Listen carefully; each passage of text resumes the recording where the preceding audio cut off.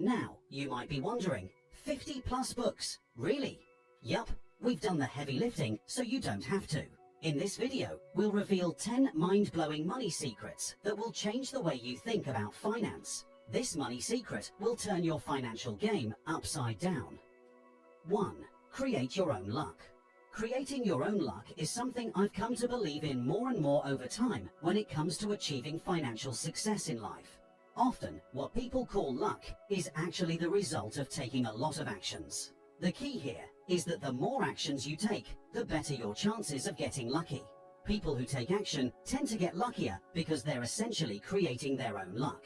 This lesson encouraged me to try out many things and be okay with most of them not working out. I realized that it's normal to be wrong most of the time and still find success. For instance, Thomas Edison's invention of the electric light bulb took thousands of experiments. This means he had a lot of misses, but those hits made him hugely successful. Even legendary investor Warren Buffett understood that out of hundreds of companies he owns, he gets significant gains from just 10. So the point is, it's okay for many things to not work out as planned. Sometimes all you need is that one brilliant idea, one book, one sentence, one person, or one video to change your life. People on the outside might think you just got lucky, but what they don't see is that you probably reached out to over 50 people or tried many different things before finding that one success. In essence, you created your own luck. This to me is the ultimate lesson. 2. Don't live below your means. This advice comes from a book by Robert Kiyosaki called Second Chance. Kiyosaki criticizes the traditional advice of financial planners who emphasize saving money by sacrificing things you enjoy. Kiyosaki suggests a different approach. He asks, why not figure out how to make more money so that you can afford the things you want? According to him, cutting costs can be demotivating. Nobody wakes up excited in the morning and says, I'm going to cut costs here and there so that I have a few extra dollars. Always focus on earning more, and instead of saying, I can't afford it, start saying how I can afford it. This advice made sense to me when I was young for 2 reasons. First, I realized that there's a limit to how much you can cut your expenses. You can't keep cutting forever.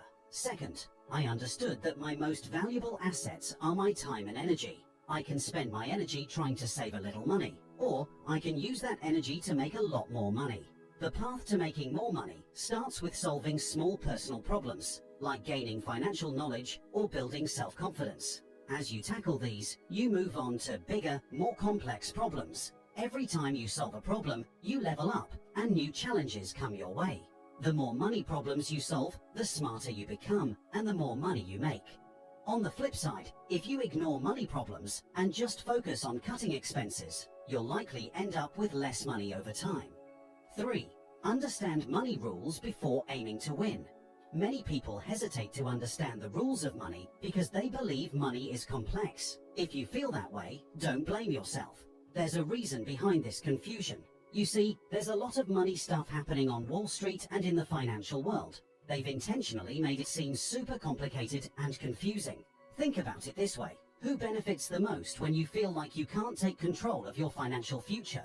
It's folks like stockbrokers, financial advisors, and banks. Banks happily take your money and give you a tiny interest rate, while they use your money to buy safe investments, like government bonds that give them higher interest. They make more money with your money without taking much risk.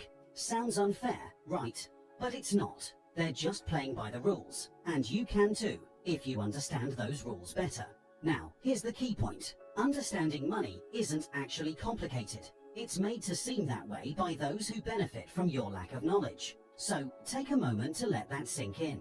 Feel frustrated if you want, but then decide to change the game by committing to learning how money really works, so that you too can play the game to your advantage. 4. Think big.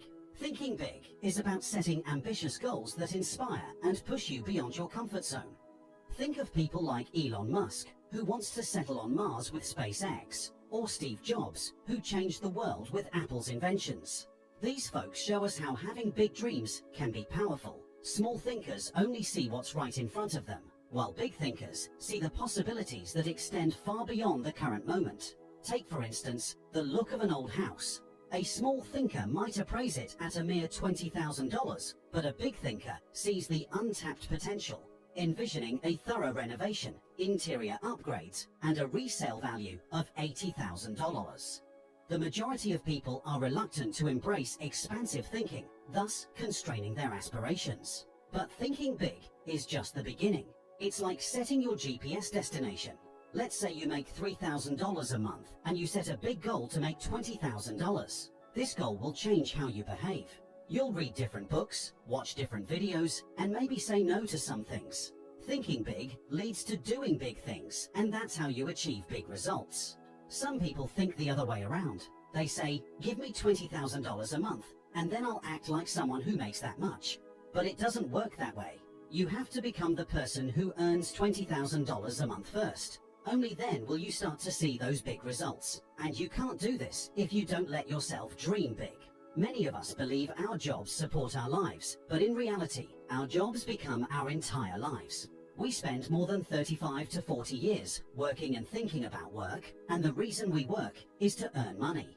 Thinking big is challenging when working for someone who's using you to achieve their goals. To truly think big, you may need to break away from such situations. 5. What's the worst that can happen? This valuable lesson is not from a finance book, but from a book on personal development, How to Stop Worrying and Start Living, by Dale Carnegie. The lesson is simple yet powerful. When faced with financial concerns, ask yourself, what's the worst that can happen? This approach has proven highly beneficial in my own experiences with investing and business.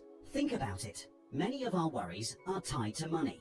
What if a business idea fails? What if an investment leads to a total loss? What if borrowed money becomes difficult to repay? These kinds of thoughts can make you really stressed. The key is to confront these concerns by asking, what's the worst that can happen? When you ask this question, it helps you calm down. Carnegie suggests that often the bad things we imagine in our heads aren't as terrible as we think they are. In fact, they're usually manageable. Even if the worst thing actually happens, you can usually deal with it. Why does this work? Well, worrying has a detrimental effect on our ability to concentrate. Our minds become scattered, jumping from one concern to another. Acceptance, however, acts as a calming force, allowing us to focus on resolving the problem at hand. This simple yet profound approach helps us tackle challenges with a clear mind and a steady resolve. 6. Money is a game. Money is like a game we all have to play, whether we like it or not. Growing up, my family didn't really talk much about money. It wasn't a taboo subject, but it just didn't come up in our everyday conversations. I've noticed that in our society, we tend to admire people who have a lot of money, but at the same time, we also criticize the process of making money. There's this idea that money is the root of all evil, and people who care about money are seen as selfish and greedy. These conflicting views make it awkward for many of us to talk about money openly. However, here's an interesting finding.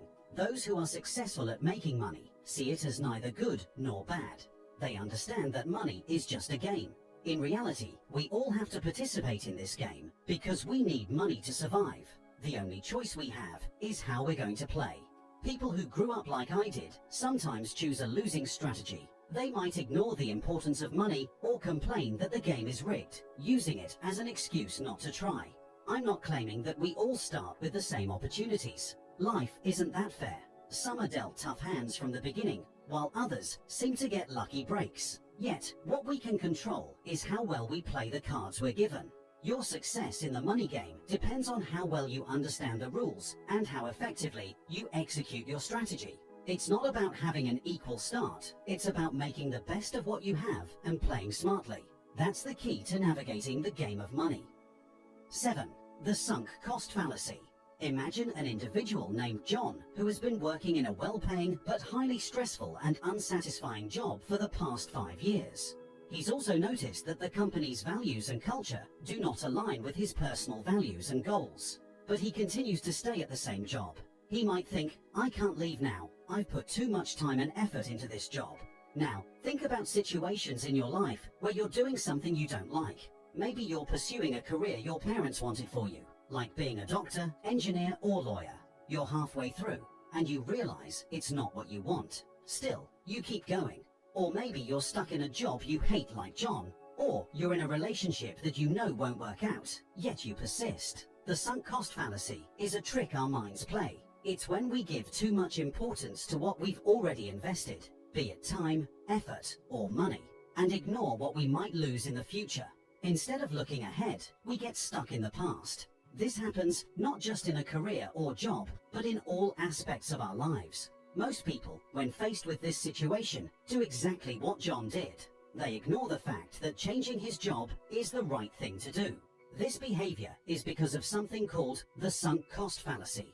By succumbing to the sunk cost fallacy, John may sacrifice his well-being and long-term career happiness. You should ask yourself, knowing what I know now, would I continue this job, business, or relationship? If the answer is no, it's time to change course. It's tough, but we should consciously try to ignore and focus on the future. It might hurt to give up on the work and time you've put in, but in the long run, it's always worth it. 8. Get rich young. When I started reading books about managing money and investing, I often came across the same advice. If you save a small amount of money and invest it for a long time, like 40 years, you can end up with over $1 million. This advice makes sense, but it left me with mixed feelings. On one hand, I got excited about the idea of having $1 million someday. But on the other hand, I thought about the fact that I'd be old by then. Did I really want to be wealthy when I'm old and might need help moving around or enjoying life? I wanted nice things, like a fancy car, but I didn't want to be too old to enjoy them. Then, I stumbled upon a book called The Millionaire Fast Lane by M.J. DeMarco, and it completely changed my perspective. This book is all about becoming rich and retiring early by doing things like starting a successful business, inventing something, or creating things that can bring in a lot of money while you're still young. Now, when we hear get rich quick, it often sounds like a scam, but the author isn't talking about getting rich overnight. For instance, if you start a business, you might work hard on it for 5 or 10 years, but once it takes off, you may never have to work again in your life. That's what the author means by get rich quick. And if you compare it to investing for 40 years, 10 years is pretty quick. Achieving financial prosperity at a young age opens up a world of opportunities, choices, and the ability to live life on one's own terms. So if you dream of retiring early and never working again, definitely check out this book. But if you're happy with your job and the idea of long-term investing, stick with it. Just remember, compound interest works its magic over time. Warren Buffett, a famous investor, got most of his wealth after the age of 50. His skill is investing, but his secret is time. He's been doing it since he was a kid. 9. Spending, saving, and investing it. You can only do 3 things with money. You can spend it, save it, or you invest it. Most people lose when it comes to money because they either spend too much, save too much, or invest it in the wrong things. Spending too much and making bad investments are pretty obvious money mistakes, but saving too much can also be a problem. Here's why saving too much can be an issue. Over time, things tend to get more expensive, which means the buying power of your money decreases. So the dollar you have today won't be worth as much in 10 years. Saving money is kind of like spending it because you're losing some of its value to inflation. In reality, you can only do 2 things with your money: spend it or invest it. Now, looking at money this way makes it clear which path is better for winning the money game. You can't become wealthy just by spending money. There are lots of strategies for building wealth, but there's no one-size-fits-all answer. For example, Warren Buffett, Jeff Bezos, and Elon Musk all became rich in different ways. So, if someone tells you that their way is the only way to get rich, take it with a grain of salt. What worked for them might not work for you because your life, skills, resources, and goals are different. So, remember, there's no single path to financial success, and some paths will be easier for some people than others. Don't compare yourself too much to others and beat yourself up if their strategies aren't working for you. Instead, focus on finding what works best for your unique situation and goals as you work towards building your wealth. 10. Buy assets. The first few finance books I read were Rich Dad, Poor Dad. The most important lesson that stuck with me was the difference between an asset and a liability. Rich Dad described assets as anything that puts money in your pocket. These can include investments, rental properties, stocks, bonds, and even intellectual property or a successful business. In essence, assets are things that generate income or appreciate in value over time. On the other hand, liabilities are expenses or items that take money out of your pocket. This includes mortgages, car loans, credit card debt, and other financial obligations that require regular payments. Rich Dad said that getting rich is easy. You only need to do one thing: buy more assets. To buy more assets wisely, individuals should prioritize financial education and discipline. This lesson is extremely simple, but hard to apply in real life. After reading the book, I became conscious of every single purchase I was making and focused on buying more assets, which significantly improved my financial situation. I hope you love this video as much as I love making it. Thank you for watching. If you find this video useful, please don't forget to subscribe and turn on notifications for more content. Have a wonderful day or night, and I'll see you in the next video.